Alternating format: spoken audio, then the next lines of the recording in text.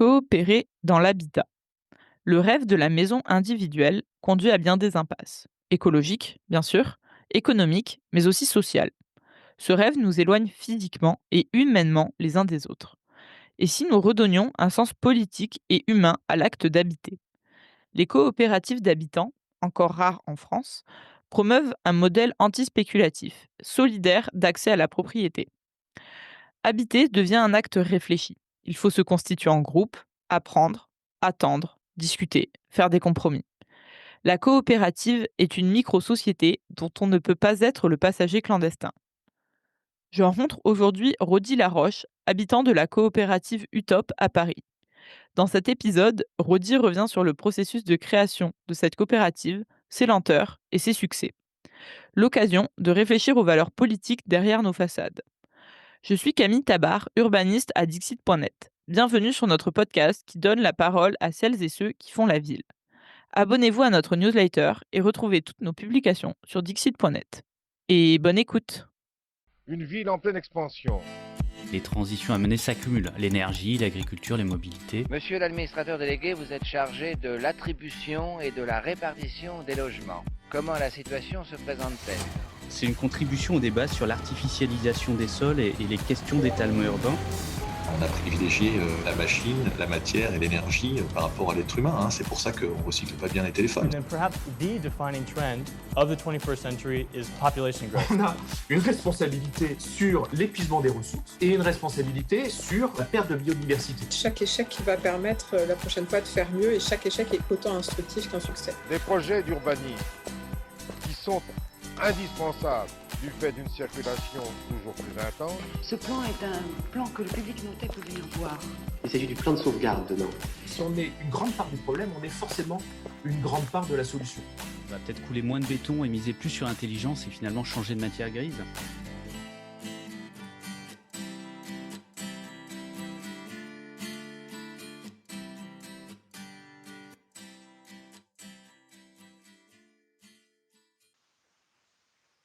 Rodi Laroche, bonjour. Bonjour. Rodi, vous êtes habitant de la coopérative habitante Utop à Paris. Peut-être tout d'abord, est-ce que vous pouvez nous expliquer qu'est-ce que c'est qu'une coopérative habitante? Alors, une coopérative d'habitants, ce sont des personnes qui se regroupent pour créer un logement collectif, une propriété collective. Ça, c'est la base. La base. Ok. En quoi Voilà. c'est différent, par exemple, d'une copropriété? Eh bien, c'est différent car personne n'est propriétaire de son logement. Donc, il n'y a pas de propriété individuelle. On est vraiment dans la propriété collective. Donc, on gère tous ensemble un habitat qui est ici constitué de 17 logements. Voilà. Merci déjà pour cette petite précision. Peut-être est-ce que vous pouvez nous présenter en quelques mots pour un peu donner un peu de contexte à nos auditeurs et auditrices, qu'est-ce que c'est le projet Utop? Eh bien, Utop, comment je pourrais dire ça? Ça naît de plusieurs volontés. Une volonté d'un institutionnel, d'une collectivité locale plutôt, on va dire. Donc la mairie de Paris. D'accord. Qui a proposé, qui a mis en concours 3 terrains pour créer 3 habitats participatifs. Donc un terrain dans le 19e et 2 terrains dans le 20e arrondissement de Paris. Notre groupe a concouru sur un de ces 3 terrains. Il y a la volonté d'un promoteur HLM d'accompagner le groupe d'habitants dans cette aventure. Volonté des habitants, bien sûr. Et puis voilà, après on pourrait parler aussi de volonté d'une banque. Toujours compliqué pour que les banques suivent ce genre de projet. Voilà. Et donc, le projet est né d'un appel à projet de la ville de Paris. Donc ça, c'est vraiment le point de départ. Et donc, du coup, c'est cet appel à projet qui a réuni un certain nombre d'habitants et d'habitantes? Tout à fait. Tout à fait. Le groupe, au départ, était constitué de 4 personnes, en fait. qui milite au sein d'une fanfare, qui s'appelle la fanfare invisible. Et donc, préoccupé par des questions, notamment de logement, de droit au logement, des choses comme ça. Et on avait l'idée de monter un projet qui mêle lieu d'activité, lieu professionnel et lieu de vie. On savait très vite que Paris, c'était impossible pour nous parce que trop cher, manque d'espace, tout ça. Donc on s'était plutôt projeté en région.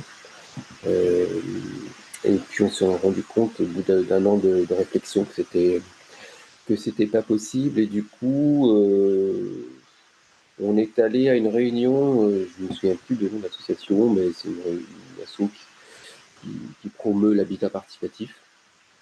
Et on est tombé sur cet appel à projet de la ville de Paris. Donc on a concouru, enfin on s'est inscrit, et puis voilà, on a parlé de cet appel à projet à des personnes autour de nous, et puis voilà, ce groupe s'est monté un peu par le bouche à oreille.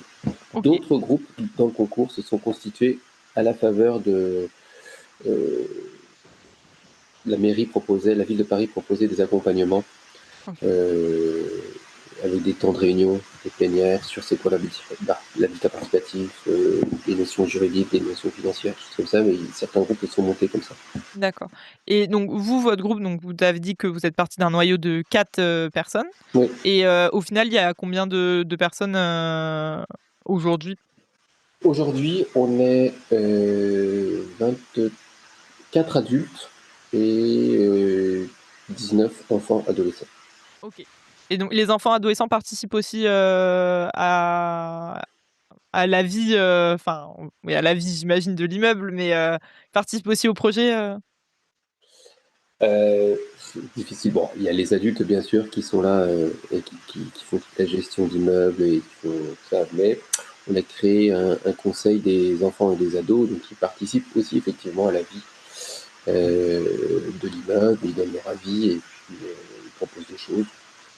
Voilà, mais les enfants sont importants parce que c'est dans ce genre d'aventure, c'est eux aussi qui parfois donnent le ton.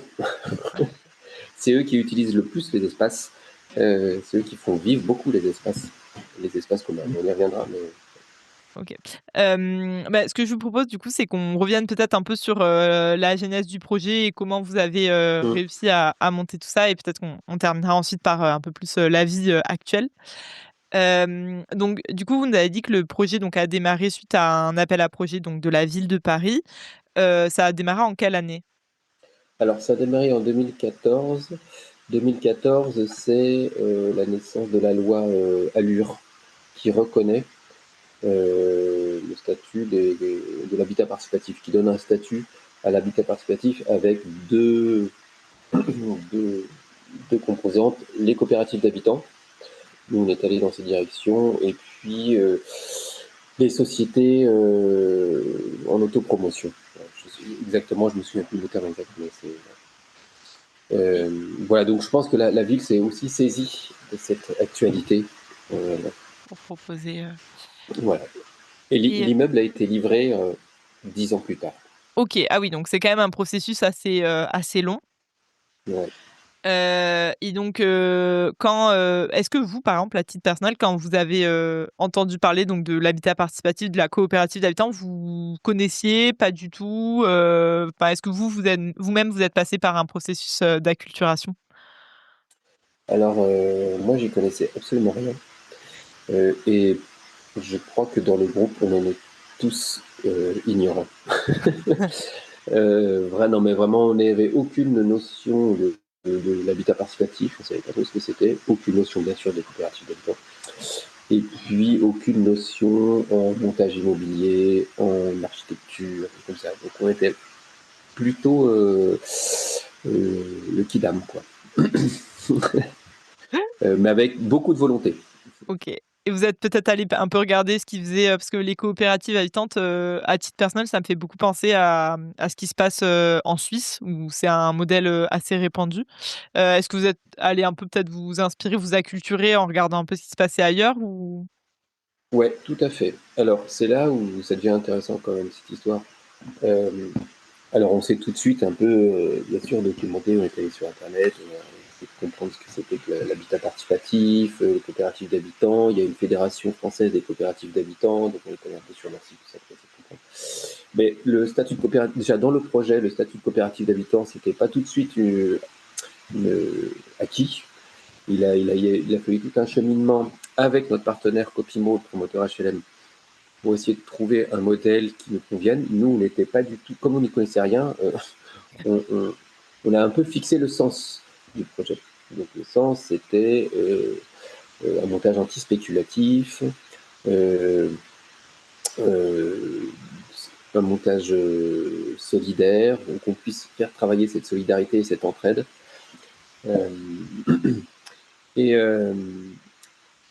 On a été accompagné par une coopérative d'architecture, la coopérative Archi-Éthique, et par quelqu'un qui connaissait très très bien les coopératives d'habitants. Donc c'est là où on a eu aussi, presque on va dire, des cours sur c'est quoi le mouvement coopératif et c'est quoi les coopératives d'habitants. Et c'est quelqu'un qui connaissait très bien les coopératives zurichoises et ouais, zurichoises surtout. Ok. Donc là, on a eu vraiment tout cet apport de connaissances qui nous a fait monter en connaissance. Ouais, qui a pu vous inspirer un petit peu aussi. Et je dis que c'est intéressant parce que c'est vraiment un processus et un apprentissage en commun qui a permis à ce que le groupe se soude vraiment et qu'on puisse aussi apprendre à se connaître dans le groupe. Ok. Parce qu'on était... Et c'était très très très important.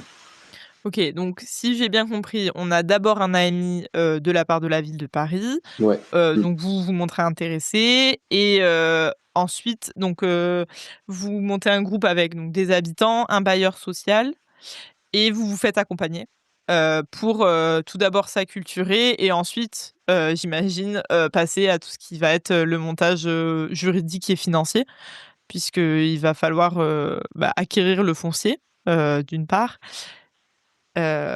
Comment vous avez pour ça aussi vous avez eu un accompagnement enfin peut-être. Ouais. On part tous dans l'aventure en fait. Même alors c'est pas un bailleur social, c'est un promoteur social. Ah, c'est un promoteur. Okay. Donc ouais, c'est-à-dire que lui son travail c'est de vendre des logements en accession sociale à la propriété. Ok. Il part dans cette aventure avec nous parce que ça l'intéresse. Mais au départ, il sait pas du tout quelle forme ça va prendre. Ok. Donc, après quelques mois de travail, on se dit on va aller sur la coopérative d'habitants. Je me souviens plus de votre question. Que le montage juridique et financier pour réussir à cette opération. Ouais. Donc comme je vous l'ai dit, c'était créer un montage anti-spéculatif, ça c'était très important pour nous parce que la question du logement à Paris, elle est quand même très compliquée. L'autre question, c'était donc un montage anti-spéculatif et l'autre, c'était de pouvoir avoir des logements accessibles, donc avec des loyers pas trop chers. Voilà.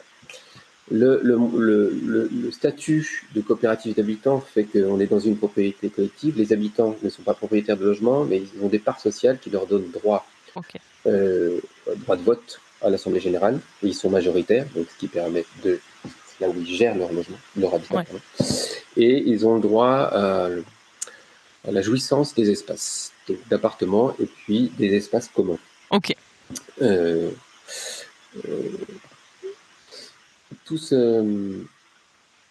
Tout le travail qui a été fait donc sur l'accessibilité des logements, je parle de l'accessibilité financière, ça a été un long travail de trouver le bon montage juridique et financier. Ça, c'est Copimo, notre partenaire, qui l'a trouvé. Et donc la question effectivement, c'était qu'il a fallu acquérir le foncier qui était très cher, donc autour de 2 millions.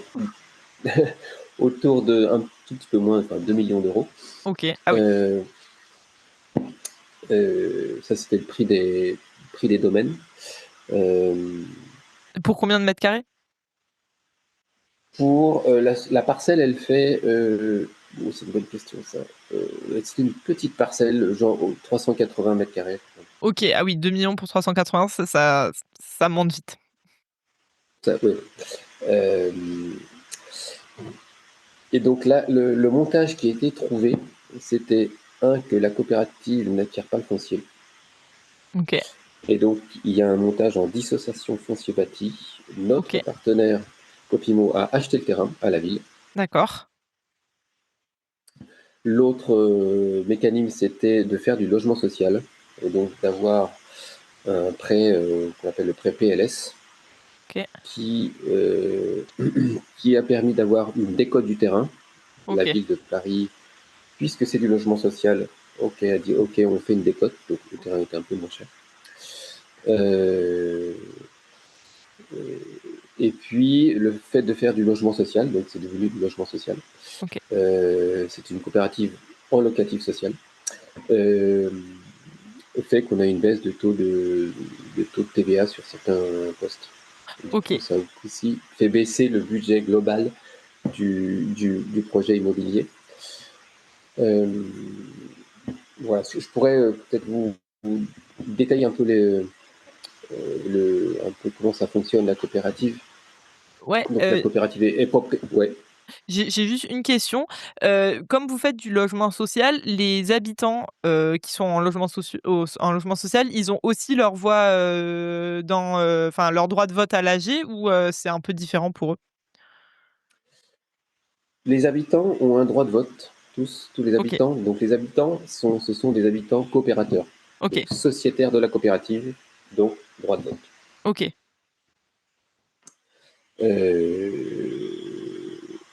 Et tous les habitants sont sous plafond de ressources. Ok, d'accord. Comme pour le logement social classique. Ok.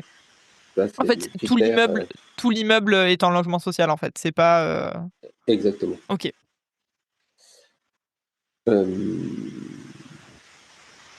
je sais plus ce que... On parlait du fonctionnement de la coopérative. Le fonctionnement, tout à fait. Le fonctionnement de la coopérative, c'est assez simple. On se rapproche, on va dire, du locatif classique. Les coopérateurs habitants payent une redevance, c'est le bail en fait, mais on appelle ça une redevance, à la coopérative, qui est une société. Ok. Dans ce loyer, donc il y a une part qui va effectivement pour le remboursement du prêt que la coopérative a contracté pour construire. Ok. Et il y a une part qui va à la location du terrain, donc ça va à la Copimo, au partenaire. Il y a une part pour les futurs gros travaux. Ok. Et il y a une part pour, il y a les charges bien sûr, et une part pour une caisse de solidarité qu'on a montée, qui permet en cas de coup dur d'un habitant qui aurait du mal à payer pendant un mois ou deux son loyer, voilà, la caisse elle est là pour l'aider. Pour aider. Ok, c'est super intéressant. Et donc du coup, ce que donc vous appelez le loyer du foncier, donc que vous payez à votre partenaire, donc ça c'est la dissociation foncière que vous avez fait. Donc pour nos auditeurs et auditrices qui ne sauraient pas ce que c'est-à-dire que le terrain ne vous appartient pas et donc vous louez le terrain. Et donc du coup, vous avez utilisé quel type d'outils juridiques pour monter Alors, l'outil juridique qui a été trouvé, c'est le bail à construction. Ok. Donc, ça, c'est donc le partenaire qui utilise cet outil pour créer le démembrement foncier bâti. Pour acheter son terrain, il a emprunté aussi à la Caisse des dépôts sur un prêt qui a une durée de 60 ans. Ok. Et donc, le bail à construction est aussi a une durée de vie, en fait, collée à la durée du prêt, 60 ans. Et donc, on va dire que le projet global a une durée de 60 ans. Ok. Et donc, du coup, c'est cette dissociation foncier bâti qui vous a permis de faire l'axe antispéculatif de vos logements? On peut dire que c'est un verrou supplémentaire, mais la coopérative, le statut de coopérative, déjà est un verrou anti-spéculatif. OK, oui, puisque, il faut, Personne n'est propriétaire de son logement, oui. donc il n'y a pas de... voilà, on pourrait aller presque spéculer sur ces parts sociales, hein, parce qu'on achète des parts sociales quand on entre dans le projet, quand on veut être habitant. Quand on prête de l'argent, c'est plutôt on prête de l'argent, donc nous on prête 3 000 euros. OK, On achète des parts sociales, mais c'est comme après. Quand on quitte le projet, on on récupère. récupère ces 3 000 euros, plus, enfin, c'est indexé à l'indice, un petit indice, mais c'est pas grand-chose. Voilà, et ça c'est encadré aussi en assemblée générale par tous les habitants. Donc il n'y a pas moyen de spéculer même sur la revente de ces parts sociales. D'accord, OK. Donc, c'est bien verrouillé. Pour, donc du coup, vous êtes montés en société, oui, pour, pouvoir monter la coopérative. Vous avez, trouvé un partenaire, pour faire la dissociation foncier bâti, et donc à partir de ce moment-là, vous avez pu engager, les travaux? Oui, alors tout à fait. Enfin, oui, c'est ça, c'est ce qui s'est passé, hein. C'est qu'après un long processus de conception des espaces avec l'architecte et le long travail aussi d'ingénierie juridique et financière pour trouver le bon montage et tout ça, Ouais. trouver le bon niveau de loyer aussi Mmh. qui colle avec nos revenus. On a un groupe plutôt aux revenus faibles à modestes. OK. Euh, euh, il y a tout. Il faut que je vous dise aussi autre chose parce que c'est très important. Dans le projet, il y a un autre institutionnel qui a 3 logements, qui est le bailleur social Habitat Humanisme. OK. Donc eux, ils font, on va dire, du logement très social. OK. Pour des familles, voilà, qui sortent d'écoles spéciales. Voilà. Donc ils ont 3 logements dans la coopérative. Et eux, ils ont pu apporter un apport financier assez important au départ OK. pour pouvoir rassurer la banque, rassurer la ville, rassurer un peu tout le monde, pour pouvoir débloquer le prêt. OK, oui. Oui, j'imagine qu'il faut quand même au début, un certain apport, pour, au moins commencer, Ouais. Et donc voilà, grâce à Habitat Humanisme, on a pu constituer un apport assez important, plus nous, nos parts sociales. Voilà, donc on a pu avoir des prêts et voilà, donc la construction a commencé en fin 2019. OK, ouais, donc il vous a fallu 5 ans entre le lancement de l'AMI et Ouais, réussir à se monter, à trouver le bon oui, montage et cetera. oui, tout à fait. C'est long. Je pense qu'aujourd'hui, on peut faire plus court quand même. C'est long parce que c'était nouveau, parce que je pense que c'était l'une des premières coopératives d'habitants loi Allure. Oui, en France. Donc donc il a fallu un tout petit peu, on a essuyé un peu les plâtres. Les services de la ville de Paris n'étaient pas toujours très au fait de ce type de montage et donc c'était compliqué aussi de faire Mmh. comprendre les projets. Il y a eu un petit peu aussi de difficultés avec Habitat Humanisme et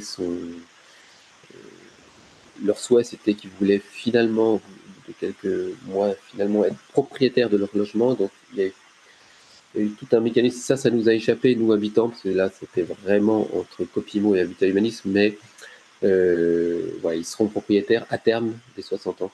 Ah oui. Voilà, mais le mécanisme était un peu compliqué pour eux, donc ça a mis bien 1 an et demi à faire en sorte que ça fonctionne.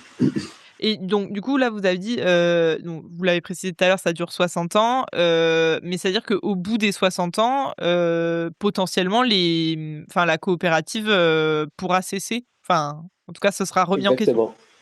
Ouais, tout à fait. Donc, légalement, en fait, Copimo récupère le bâti puisqu'il est propriétaire du foncier. Donc voilà. Donc, soit ça devient du logement social classique, OK. très bien. Soit, c'est ce qui est plutôt prévu, mais on s'est toujours dit que, bon, dans 60 ans, c'est dans longtemps, mais que ce serait intéressant quand même de pouvoir discuter justement du devenir de cette coopérative. Donc soit finalement on reste comme ça, on continue comme ça, soit la coopérative est en mesure de racheter le terrain. Ok. Voilà, donc elle sera en mesure normalement, parce qu'au bout de 60 ans, elle dégagera un excédent, des bénéfices, et mais bon, on verra. Vous avez le temps de le voir venir normalement. Oui. Moi, je serai plus là. Mais pour les prochains. Non, mais oui, c'est intéressant. Non, mais ce qui serait intéressant, ce serait un peu dommage que ça devienne du logement social classique. Nous, on a envie de promouvoir ce type d'habitat. Donc voilà, j'espère que ça va se développer, que la coopérative soit pour racheter le terrain, soit de continuer. C'est pas inintéressant d'avoir le démembrement foncier bâti. Oui, carrément. C'est des outils qui sont très intéressants, notamment aussi sur l'anti-spéculatif, etc. Notamment dans la capitale, je pense que ça peut être, enfin c'est important. Peut-être, on pourrait un peu discuter. Donc, vous nous avez dit donc en 2019 les travaux commencent. Donc vous avez avec une équipe d'architectes, j'imagine, dessiné les bâtiments et les futurs logements. Vous avez parlé de lieux communs. C'est quoi ces lieux? Voilà. Alors pour nous, ce qui était important, c'est de travailler ces espaces communs. Et finalement, assez peu les espaces, les appartements, puisque personne n'est... Voilà, c'est du logement qu'on va quitter à un moment donné, et donc pour que ça convienne aussi à d'autres, et donc de ne pas trop personnaliser cette histoire, c'est les appartements. Voilà, mais nous, on avait très envie de travailler le collectif, et donc les espaces communs. Ça, c'était vraiment la base du projet. Donc, on a passé beaucoup de temps à réfléchir sur les différents espaces et des espaces de rencontre. Donc, on a une salle commune de 50 mètres carrés au rez-de-chaussée.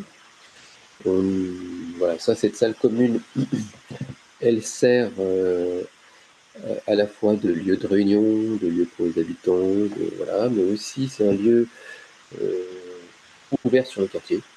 Ok. On organise, on co-organise, parfois on laisse faire.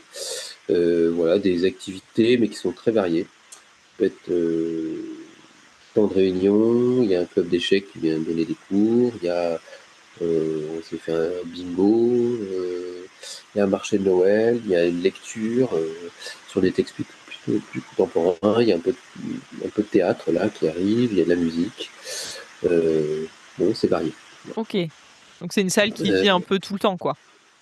C'est une salle qui vit. Ouais, c'est une salle qui... Il y a un local de répétition musique qui n'est pas finalisé parce qu'on n'a pas réussi à tenir un équilibre financier et budgétaire sur la coopérative, parce que les années étaient compliquées entre le Covid et puis la guerre en Ukraine, les JO aussi là, à Paris.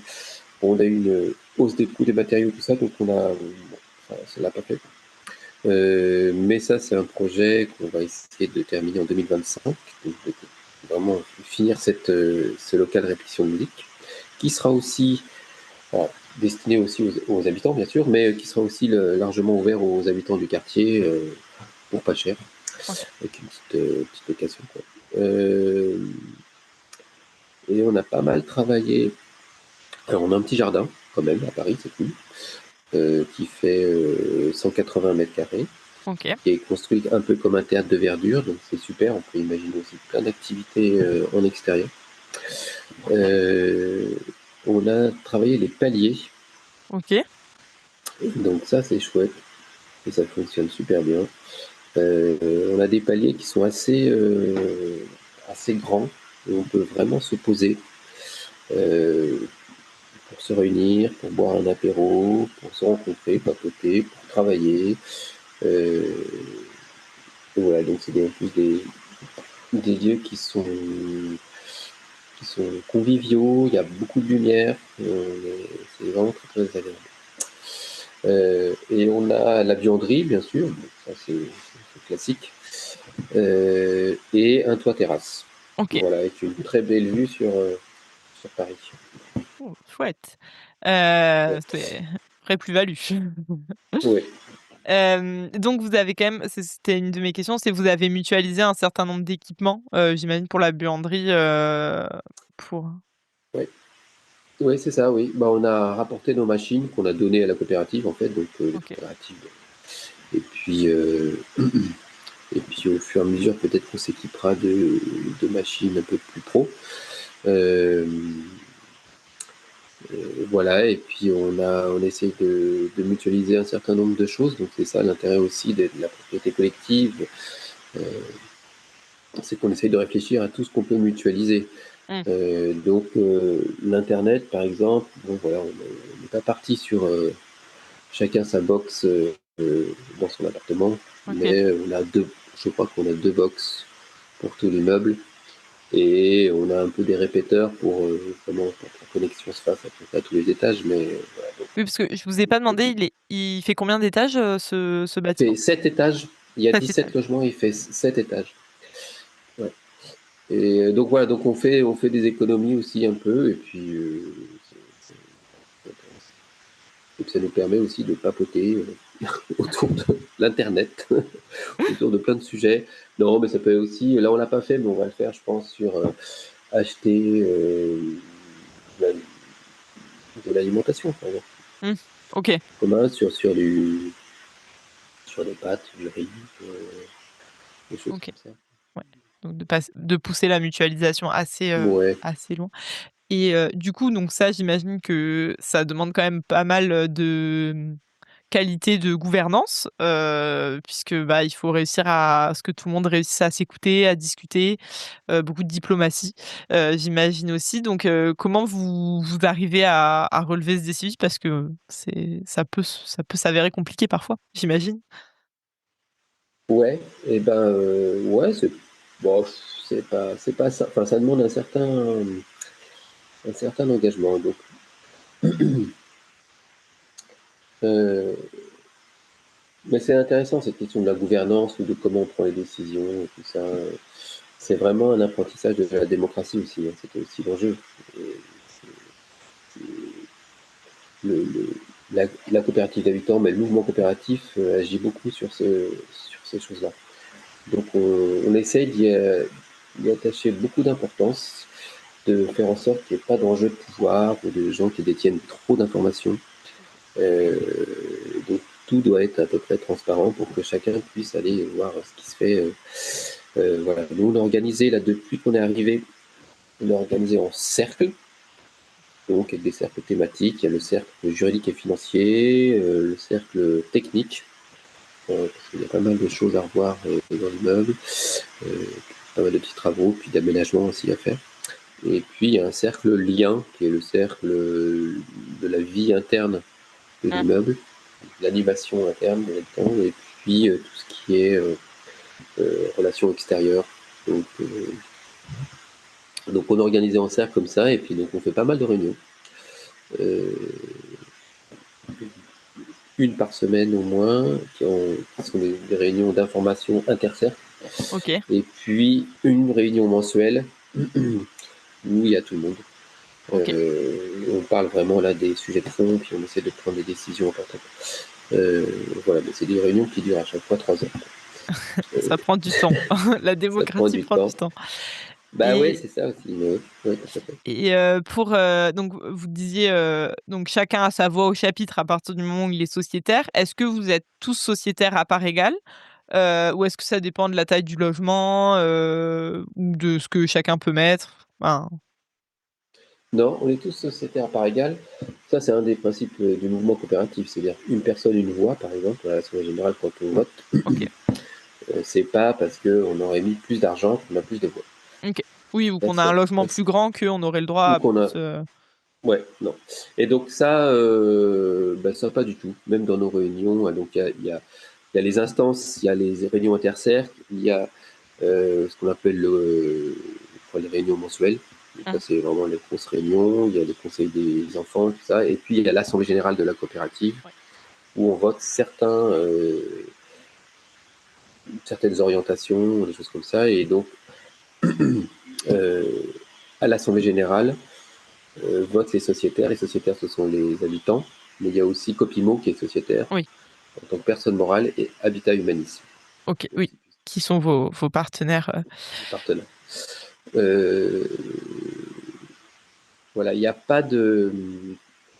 Il y a un président de la coopérative, mais son rôle est un peu vidé.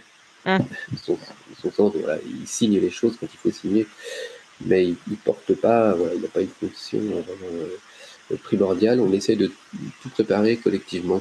Oui. Même à l'Assemblée générale, on essaye de débattre des sujets avant l'Assemblée pour que l'Assemblée soit un moment où on vote facilement. On n'est pas trop fan du vote dans la coopérative. On est plus sur le consentement. Ok. Le vote étant voilà, quelque chose de compliqué pour nous. Ok. Donc vous essayez en fait de faire en sorte que tout le monde soit à peu près d'accord et de trouver des compromis qui correspondent à tout, Voilà, au plus grand nombre. Oui, c'est de trouver la bonne la bonne solution pour un problème ou la bonne vision pour un et tout est vraiment discuté. C'est ça qui prend du temps, hein, c'est qu'on essaie de bien discuter, que tout le monde puisse prendre la parole, tout le monde. Même ceux qui parlent peu, il y en a toujours, c'est normal, mais il faut qu'ils puissent donner son avis. Et voilà. Et donc le consentement, c'est si on met pas de veto à une idée, une solution, une résolution, on dit que c'est OK. Ok. C'est intéressant comme mode de fonctionnement. Du coup, je voulais vous demander, donc vous aviez déjà, est-ce que vous avez eu du turnover depuis que vous habitez dans vos logements? Est-ce qu'il y a des familles qui sont parties? Est-ce qu'il y a des nouveaux habitants qui sont arrivés? Pas depuis qu'on a emménagé, non. Pour le moment, non. Vous n'êtes pas encore confrontés Non, mais c'est récent parce que on a emménagé en avril 2024, donc Ah oui, ça va faire 1 an. un an à peine. Ouais, c'est encore tout frais. Il y a eu du turnover un peu avant, ce qui est normal en 10 ans. Oui. Pas tellement, mais un peu quand même, plus vers 2019, 2020. Avec le Covid aussi. Ouais, ça a bougé un peu. Voilà, mais ce qui est intéressant dans la forme propriété collective,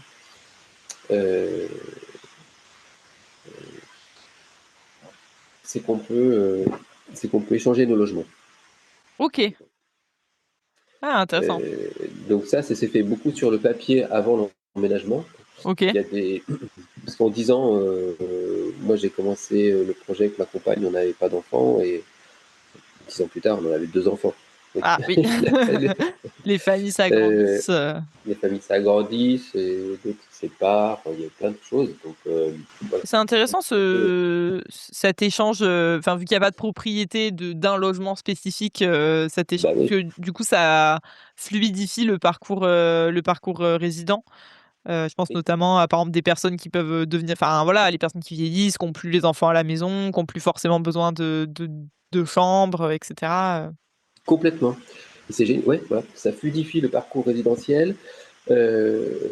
C'est un habitat qui s'adapte à la vie des gens, quoi, en fait. Et comme c'est un habitat où on se connaît, c'est vraiment l'enjeu aussi, c'est de dire qu'on se rencontre, on se connaît, on papote, on essaie de discuter. Donc, ça permet que les gens restent dans leur milieu, leur réseau social. Oui. On a des affinités, on a des copains, des amitiés qui se créent. Donc voilà.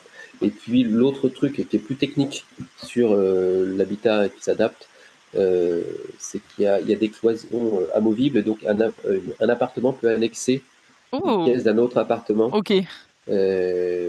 si besoin. Et il y a aussi des terrasses.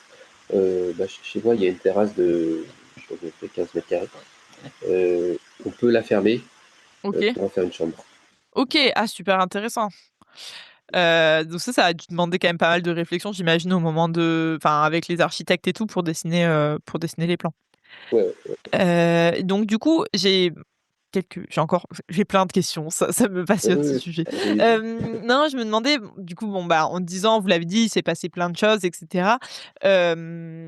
J'imagine que vous avez dû rencontrer un certain nombre de difficultés. Peut-être ce que vous pouvez nous dire un peu peut-être, ça quels ont été les plus grands freins, à ce projet? Qu'est-ce qui a été le plus dur qu'a le bloqué Mmh. peut-être le plus? Ouais, bonne question. Bon, la durée, déjà, c'est quand même, ouais, 10 ans, il faut quand même être capable, en fait, en mesure de donner du temps comme ça, beaucoup de temps sur 10 années. Hein. C'est assez chronophage c'est passionnant, mais c'est aussi chronophage. Donc ça, c'est un frein. Alors, je pense qu'on peut faire plus court, hein, mais c'est vrai que dans quand même pas mal de projets d'habitat participatif, c'est toujours un peu long.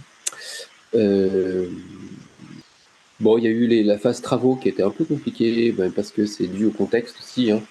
Covid, donc on peut pas en faire une généralité. Les JO, tout le monde, tous les entreprises de BTP qui a réquisitionné quasiment pour faire Oui. des travaux, c'était très difficile. Mais il y a quand même un contexte global sur l'immobilier qui est quand même tendu et qui est quand même pas facile.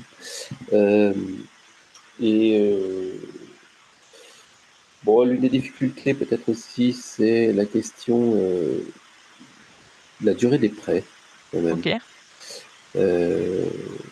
C'est vrai que les banques, elles jouent pas super le jeu, là, dès qu'on parle de propriété collective, de coopérative d'habitants, tout ça, c'est tout de suite vu comme un projet à risque. Alors que, en tout cas pour la nôtre, je sais pas, mais à Paris, aucun risque, il y aura toujours des gens qui vous viendront habiter. C'est un emplacement absolument merveilleux. Donc, c'est vrai qu'on a eu un prêt sur 33 ans. OK. Ah oui, c'est quand même court et en même temps, c'est par rapport à la durée du projet, c'est assez court, quoi. Enfin, vu que le bail à construction, lui, dure 60 ans. Oui, voilà, c'est-à-dire que sur des projets, donc c'est du logement social et tout ça, donc sur des projets classiques de logements sociaux, les durées sont plus longues. Hein. Donc si on avait pu le rallonger à 40, voire 50 ans, ça aurait permis d'étendre la tension sur le budget global, quoi. Ouais. C'est vrai qu'on a eu un peu des difficultés donc avec la hausse des coûts des matériaux et tout ça. La hausse des taux d'intérêt aussi, puisqu'on a un prêt avec un taux variable, bon, ça a fait un petit plat. On a, ouais, ça a été un peu tendu pour maintenir un peu des loyers qui soient convenables pour les ménages, quoi, qui puissent les payer. Donc, on a tenu bon, mais je pense que ça aurait été un petit peu plus simple si on avait des prêts un peu plus longs.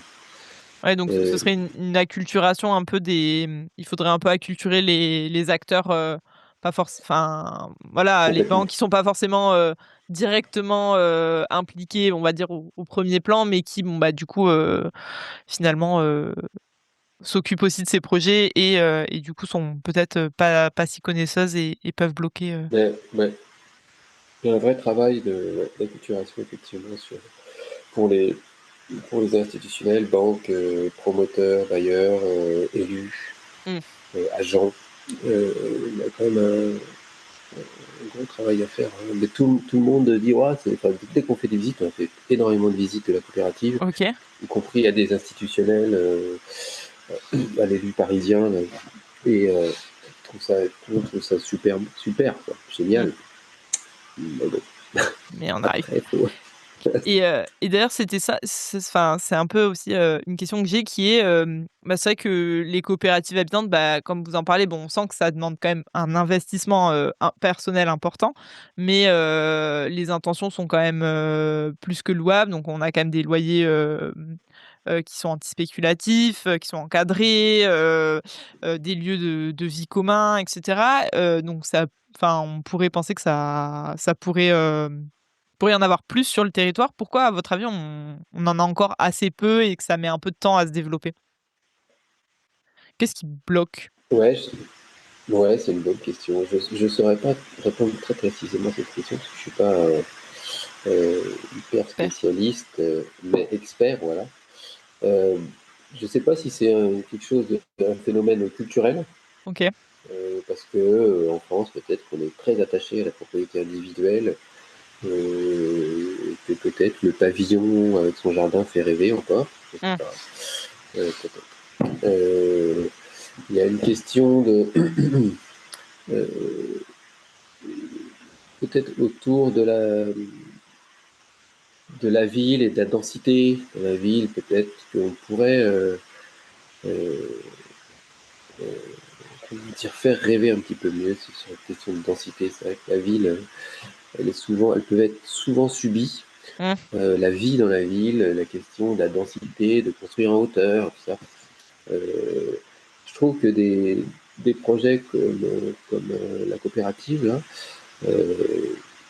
la vie, elle est vachement plus agréable, en fait. Bah ouais, parce que on a des gens qu'on connaît bien, des voisins, on sait qu'on peut s'entraider, on le fait souvent, sur plein de trucs. Aller chercher les enfants à l'école quand on ne veut pas y aller, quand on est parent et que les enfants qu'on est un peu fatigués, on fait jouer les enfants ensemble aussi, ça nous fait un petit peu de repos, puis les enfants sont contents aussi. Et puissent donner des coups de main à droite à gauche sur des travaux, sur des machins. Bon. C'est vachement plus agréable. Donc il y a quelque chose à promouvoir aussi autour de cette manière de vivre où on partage des espaces communs, on partage pas mal de choses. C'est un engagement, mais au final quand même. Donc mais je pense que ça change un peu quand même. Je pense qu'il y a quand même pas mal à travers la Fédération française d'expertise d'habitants et Habitat Participatif France. Voilà, c'est deux organismes là qui promeuvent un peu plus la question de vivre en collectif, donc, avec des formes différentes, mais je pense que ça bouge quand même. Mais ça reste, je pense que la question de la propriété individuelle, elle est encore très présente en France, un peu moins peut-être en Suisse, un peu moins en Allemagne, un peu moins dans les pays du Nord, peut-être en Europe, Canada aussi, il y a beaucoup de coopératives quand même. Voilà, bon, voilà. Mais je sais. Après, il y a tout le frein peut-être réglementaire aussi. Enfin, Ouais, c'est assez lourd à porter. C'est assez lourd à porter. Il faut justement, si les banques peut-être pouvaient aussi être un peu plus souples, peut-être que ça permettrait d'avoir un déploiement des habitats collectifs, un peu plus habitats collectifs, habitats groupés, un peu plus facile. Ouais, donc on en revient à cette question de l'acculturation, que ce soit et des acteurs qui permettent de réaliser ce genre de projet, donc les banques, les promoteurs, Ouais. etc. Et aussi acculturer en fait les futurs habitants. Renoncer à Tout la à fait. propriété, c'est pas renoncer complètement non plus à avoir du pouvoir sur son lieu de vie, etc. Et c'est juste différent. Bah oui, oui. Ouais, moi j'avais fait pas mal d'interviews des habitants là ici sur la question de la propriété individuelle dans l'immobilier, dans le secteur du logement, mais c'est vrai que beaucoup disaient euh, ils étaient attachés à ce que le logement soit pérenne, donc pas perdre son logement, donc cette question-là. Donc, la coopérative y répond. Et ils disaient aussi beaucoup, mais acheter un logement, c'est aussi s'endetter, c'est avoir un crédit à la banque, c'est stressant, c'est une grosse pression. Est-ce vraiment, est-ce que le jeu en vaut la chandelle? Oui, Donc, alors que là, ils achètent leur part au début, 3 000 € et c'est tout. 3 000 € et ensuite ils payent les loyers chaque mois Oui, comme un locataire, on va dire, classique, tout à fait. jusqu'à ce que, sauf que là, il y a pas de question de: «Oui, mais mon bail prend fin dans tant de temps», enfin, Non, le bail prend fin dans 60 ans, ils ont un peu de temps. voilà, c'est ça. Et Donc, ben, merci beaucoup pour cet échange. Avant de conclure, on a toujours une petite question qu'on aime bien poser à Dixit qui est, le conseil lecture. ouais. Est-ce que vous en auriez un à nous partager? Euh, je vais vous donner comme ça un peu. C'est une lecture m'a vraiment cueilli, là, c'était sur ces dernières années. Ça s'appelle Les Frères Lehmann de Stefano Massini. Ok. Et donc, qui raconte, c'est un essai, mais dont la forme est très particulière, ou presque de la poésie, sur donc les frères Lehman, Lehman Brothers, la grande institution financière aux États-Unis qui a fait faillite. Et donc, ça raconte l'histoire de cette, c'est une saga familiale, quoi, l'histoire de cette famille depuis depuis qu'ils sont arrivés aux États-Unis. Donc, je me souviens plus du tout. Et donc, ça, à travers cette famille, ça raconte une histoire du capitalisme et de la folie de ces gens. Euh, et, et voilà. Donc, moi, c'est un livre qui m'a beaucoup inspiré, qui m'a beaucoup plu aussi, et ça, je trouve que c'est assez proche de ce qu'on, je pense que de ce qu'on dit de la coopérative d'habitants utopes. C'est à la fois un projet, je sais pas si c'est anticapitaliste ou acapitaliste. Bon, on va dire qu'on n'est pas trop dans le, En on tout n'est cas, pas trop dans le, pas pro-capitaliste. non, pas du tout. Et puis avec une forte valeur, comment dire, poétique euh, sur la façon dont on regarde le monde, la vie, comment on prend soin des gens et de notre habitat. Et voilà, c'est très important pour nous comme aussi de résistance et de lutte dans un monde vraiment qui part en vrille. Eh ben, merci beaucoup pour ce conseil lecture. On ne manquera pas de le mettre dans les notes de notre podcast. Rodi, encore une fois, merci Merci et à bientôt. à vous. À tout bientôt. Au revoir. Au revoir.